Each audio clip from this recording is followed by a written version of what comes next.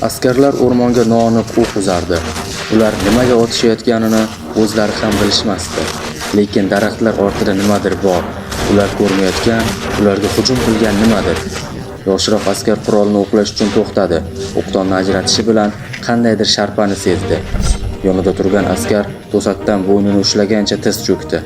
Barmoqlari orasidan qon sizib chiqayotgandi. Kimdir bolaning yelkasidan tutdi. U darrov o'girildi va komandirni otib qo'yishiga oz qoldi. Komandir bolaga ketish kerakligini aytdi va bola yugurayotgan askarlar guruhiga qo'shildi. Ular bu nima bo'lsa ham undan uzoqroqqa qochishayotgandi. To'satdan nimadir bir askarni daraxtlar ortiga tortib ketdi. Bola askarning qichqirig'ini eshitardi, lekin ular hech narsa qila olishmasdi. U allaqachon o'lgandi. Keyin yana bir askar sharpa bilan g'oyib bo'ldi. Faqat bola va komandir qoldi. Ular o'rmondan ochiq maydonga chiqishdi. Bu yerda kichik, tashlandiq ferma bor edi. Komandir fermadagi uyga borishga ishora qildi va ular uyning burchagiga o'rnashdi. Qurollarini shaylab, atrofga nazar soldi. Ular ko'plab safdoshlarini o'ldirgan maxluq o'zini ko'rsatishini kutishayotgandi. Bola nima qilishni so'ramoqchi bo'lib og'zini ochishi bilan komandir barmog'ini lablariga tirab, kuzatishga ishora qildi. Bola uyning burchagidan mo'raladi, ammo maxluqning hech qanday belgilari ko'rinmasdi. Hamma yoq tinch edi, toki komandir qichqirmagunicha. Bola uning ko'ksida qora, nuqtadek dog' paydo bo'lganini ko'rdi. Yo'q, bu g'alatiroq. Har narsani yutib yuboruvchi bo'shliqqa o'xshaydi. Kattalashgani sari komandir qattiqroq baqirardi. Bola uni kuzatib turishdan boshqasini qila olmasdi. U to'xtovsiz qichqirardi, toki dog' kattalashib, uni butunlay yutib yubormagunicha. Keyin o'zi ham qanday kelgan bo'lsa, shunday g'oyib bo'ldi. Bola nima bo'lganini aqliga sig'dira olmasdi. Ammo o'ylashga vaqt ham yo'q edi. O'rmonda nimadir kelayotgandi. Bola shu vaqtgacha unga o'xshash mavjudotni ko'rmagandi va uy ichiga yugurdi. Eshikni yopib, unga eski oshxona stolini tiradi. U qo'lidan kelgancha himoyalandi. Atrofga qarab, devor yonidagi kravatni ko'rdi. Bu yer yashirinish uchun eng yaxshi joy edi. U darrov kravat tagiga kirdi va devorga yaqinroq joylashdi. Bola uni kutardi. Nima qilishni bilmasdi. Hamma yoq tinch. Hech kim qichqirmayapti. Balki maxluq ketgandir. U ham ketishi kerakmikin? Bolani kravat tagidan chiqishga jur'ati yetmadi. Eshikdan ko'zini uza olmasdi. Kutilmaganda komandirni yutib yuborgan g'alati qora dog' yana paydo bo'ldi.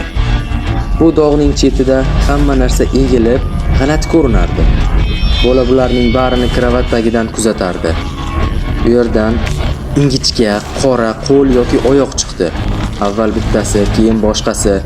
Agar bu oyoq bo'lsa, u tovonsiz tik turardi. Shundoqqina kravat yonida. Maxluq kravatni osongina uloqtirdi. Bola darrov g'ujanak bo'lib oldi. Maxluq ulkan og'zini ochib qichqirardi. Ikki qator tishlari bor bo'lgan keng jag'lari ko'zi yo'q kallasini ikkiga bo'lib yuboradigandek ochildi. Bola qo'rquvdan baqirardi, yig'lardi va maxluqning ko'zi borligini payqadi. Uning ulkan og'zining ichida havorang shar ko'rindi. U bolaga qarayotgandi, ammo unda qorachiq yo'q edi. Bola bu nimaligini tushuna olmayotgandi. Shunda ko'ksi torayib, og'riyotganini sezdi. Pastga qaraganda yana bir qora dog'ni ko'rdi. U o'zini siqilayotganini va nuqta ichiga tortilayotganini his qildi. Hech qanday ovoz, hatto uni qichqirig'i ham eshitilmasdi.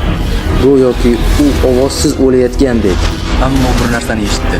Tepaga qaraganda o'qlar bilan teshilgan maxluqni ko'rdi. U devorni buzib qochib ketdi. Bu bilan birga dog' ham g'oyib bo'ldi. Bola eshik yonida hayotini saqlab qolgan do'stini ko'rdi. U qonayotgan bo'ynini bir qo'li bilan yopib turgandi. Boshqasi bilan qurolni ushlagancha yerga yiqildi. Bola uning yoniga yugurdi, ammo kesilgan bo'yni bilan tirik qolmasdi. Hatto gapira olmasdi.